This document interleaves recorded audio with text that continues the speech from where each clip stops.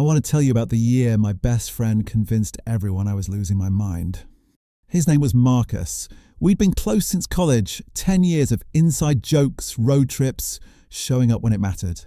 The kind of friend who knew your coffee order and your childhood trauma in equal measure. And for 11 months, he systematically destroyed my reputation while looking like a saint. It started small. So small, I missed it completely. This was right after my mum's cancer diagnosis. Stage 3. Treatable, but brutal. I was flying back to Ohio every other weekend, sleeping 4 hours a night, running on cold brew and anxiety. I was short-tempered, forgetful, snapping at people in traffic.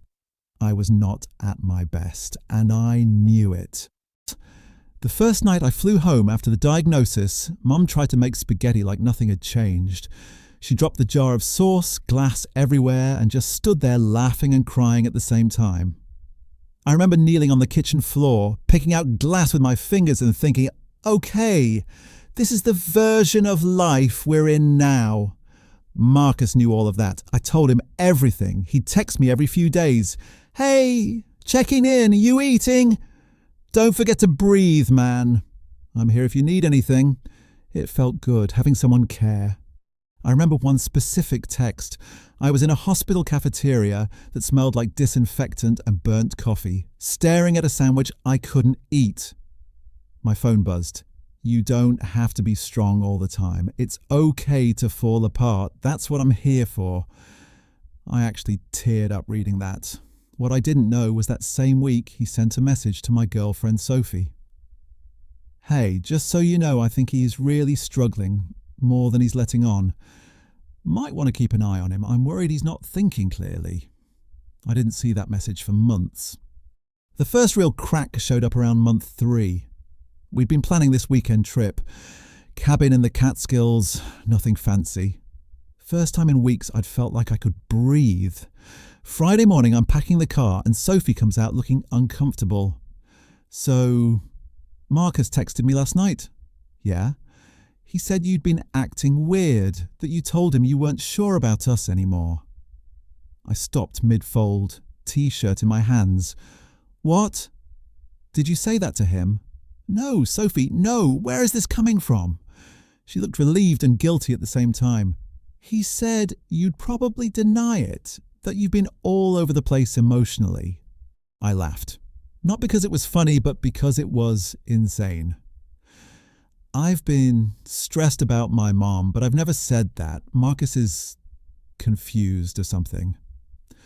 On the drive up, Sophie tried to drop it, but it hung there. Anytime I went quiet for more than a minute, I could feel her watching me like she was trying to decide which version of me was real. The boyfriend in the car, or the guy Marcus had described. The trip was fine. We hiked, cooked, pretended life was normal. But there was a new weight in the car on the way home that hadn't been there before. Then things started quietly falling through. In June, my friend Lena, also a freelance designer, said she'd loop me in on a small branding project. We'd even had a Zoom with the client. Easy money, and I needed it. 2 weeks later, radio silence. Hey, what happened with that client? I texted. Oh, yeah, they went another direction. That was it. No next time, no feedback, just a door quietly shutting. Same month, it was my birthday. Nothing big planned. I told people I wasn't in the mood. Still, the group usually did something, pizza, drinks, whatever. Instead, I got a bunch of sorry man, crazy weak texts. Later that night, I opened Instagram and saw a story. Marcus and 3 of them at our usual bar, clinking glasses. Caption, accidental hang. I replied, looks fun. Marcus sent back, you said you wanted a quiet one this year, figured we'd keep it low key.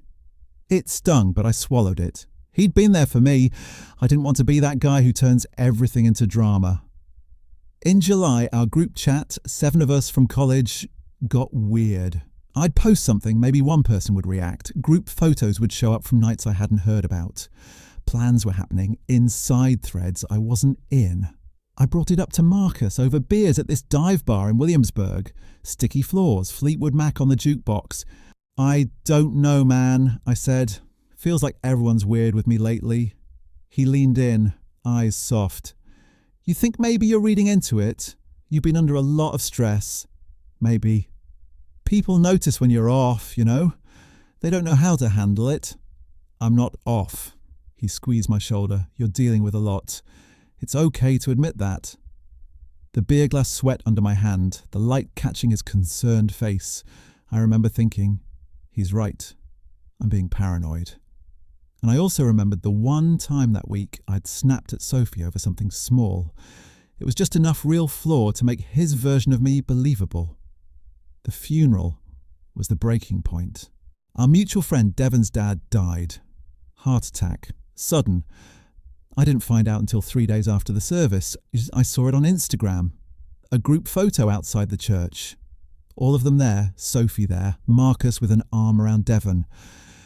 I stared at the photo so long the app timed out. Then I called Devon. Dude, I'm so sorry. I just saw. Why didn't anyone tell me? Long pause. Marcus said he said you weren't in a place to handle it. That you've been having episodes. Episodes? That's what he said. I was dealing with my dad, man. I just trusted people. I hung up and sat on my couch for an hour. Just sat there, TV off, phone face down, staring at the wall while my hands shook. 2 days later, Jenna pulled me aside. Jenna was the quiet one. Data analyst, barely posted, always thinking before she talked. We weren't especially close, which is maybe why I believed her so fast. She had nothing to gain. We got coffee in Park Slope. She stirred her latte long after the sugar dissolved. I need to tell you something, she said. Marcus has been talking about you to all of us for months. My stomach dropped. He says you're not stable, that you're making things up, that Sophie's worried but doesn't know what to do, that you blew up at her over nothing, that you flake on people and then lie about why. Jenna, none of that is true. I know, she said very softly. Or I'm starting to think I know because what he says doesn't always line up, and you seem tired but not crazy. She slid her phone across the table, screenshot, a message from Marcus in a side thread with her and 2 others. Heads up, he might reach out acting normal, but he's been really erratic. Don't take everything he says at face value. I'm trying to help him, but he's resistant. Dated 5 weeks earlier. There's more, Jenna said. He's doing this with everyone, different details, same story. You're unreliable and we should be careful. Something in me just snapped into place. All the weirdness suddenly had a narrator. I did not confront him. That's what he'd want. A scene he could point to. See? Unstable. Instead, I went quiet on purpose. I stopped pushing for plans, let the distance he'd invented look real, and I started collecting evidence. Every screenshot Jenna sent, I saved. I asked Sophie calmly if Marcus had said anything else. She admitted he'd messaged 4 separate times over the summer, each some version of, I'm just worried about him. I thought he was being a good friend, she said. I didn't realise he was telling everyone.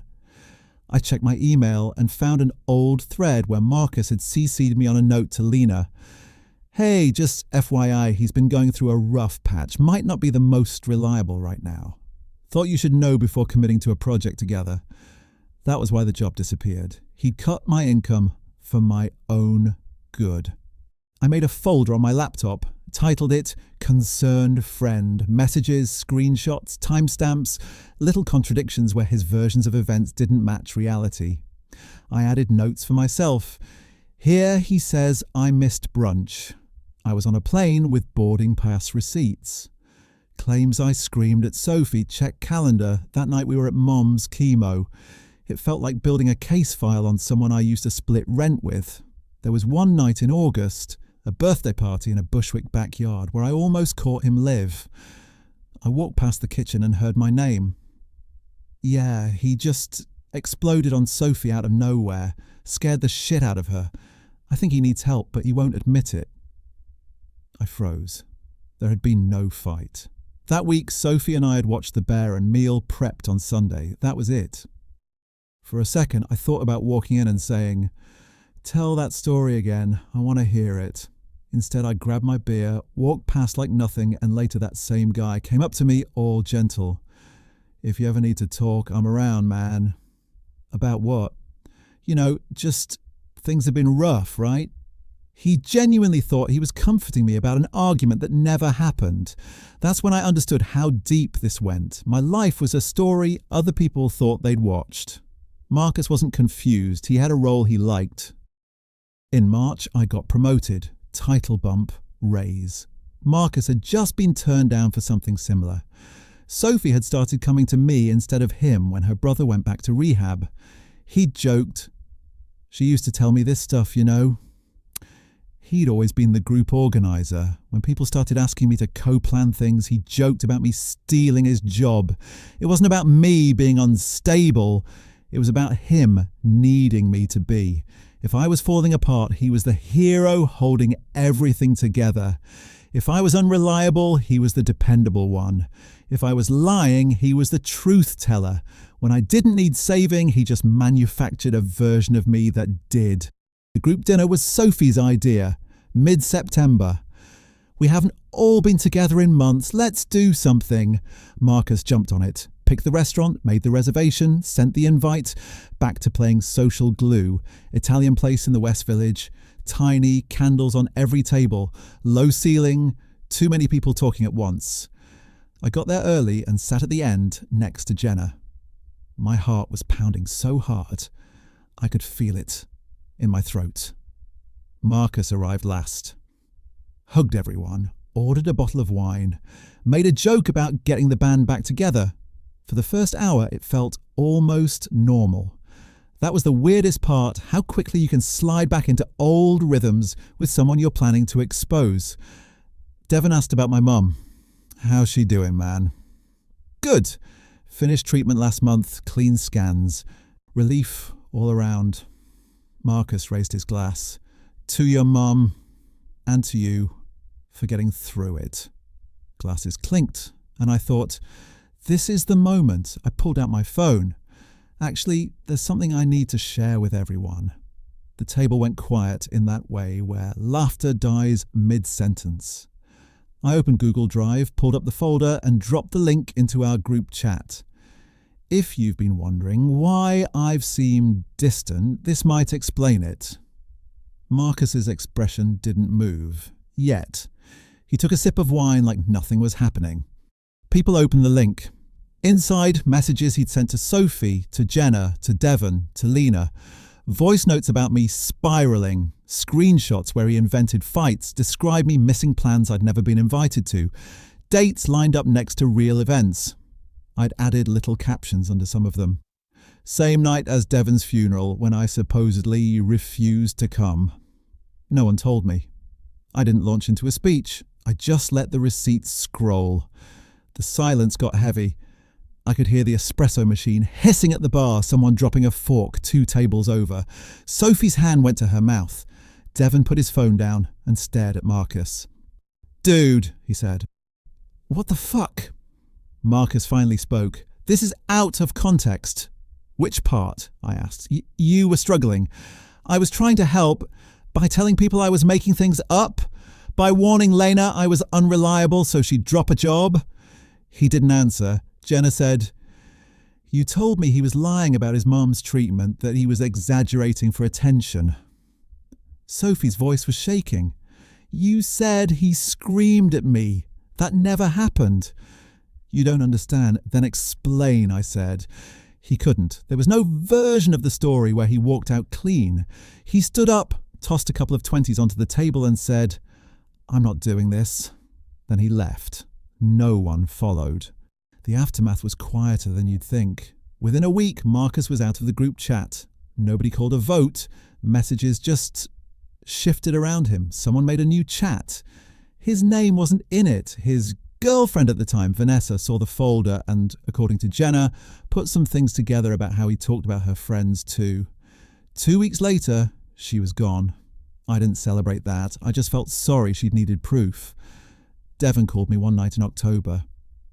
I feel like an idiot, he said. I kept picturing you melting down at my dad's funeral and it never happened. You were grieving. You trusted the person who said he had my back. Still, I'm sorry, man. I believed him. By the end of the year, word was Marcus had moved to Denver. New job, new city, same main character. I didn't feel triumphant. I just felt done. Like my nervous system finally got to unclench. Sophie and I are good now, but for a while she'd look at me like she was recalibrating. I'm sorry, she said one night, head on my chest. I should have questioned him more. He was convincing. Yeah, but I know you. He made you doubt that. That was the goal. The group is smaller now. Closer. More cautious. People apologised. I accepted. But once you see how easy it is for someone to slowly rewrite who you are, you don't unsee it. Now, if anyone says, I'm just worried about you, and follows it with gossip, I pay attention. Marcus never reached out. No apology. I honestly don't think he believes he did anything wrong. In his head, he's still the guy who tried to help his unstable friend and got punished for it. Here's the thing. Nobody tells you about this kind of betrayal. It's not cinematic. There's no dramatic confession, no you got me. It's erosion. Slow, quiet, grain by grain. And the revenge, if you can even call it that, isn't about destroying them. I didn't ruin his life. I just showed people the life he was already ruining, using my name. He destroyed himself. I just turned on the lights. I still think about the old version of him sometimes. The one who drove 6 hours to help me move, who bought me groceries when I was broke, who stayed on the phone the night my mum got diagnosed because I was too scared to be alone. I don't know when he stopped being that person, or if he always had this in him and I just never saw it. I don't miss him. I miss who I thought he was. That's the part that hurts the most. Not what he did, but realising he was never actually the friend I was loyal to. My mum's doing well, by the way, still in remission. She asks about Marcus sometimes. I just say we drifted apart. It's easier than explaining that your best friend spent a year convincing everyone you were crazy so he could feel important. Some stories don't need to be told twice. Thank you for listening. See you on the next one.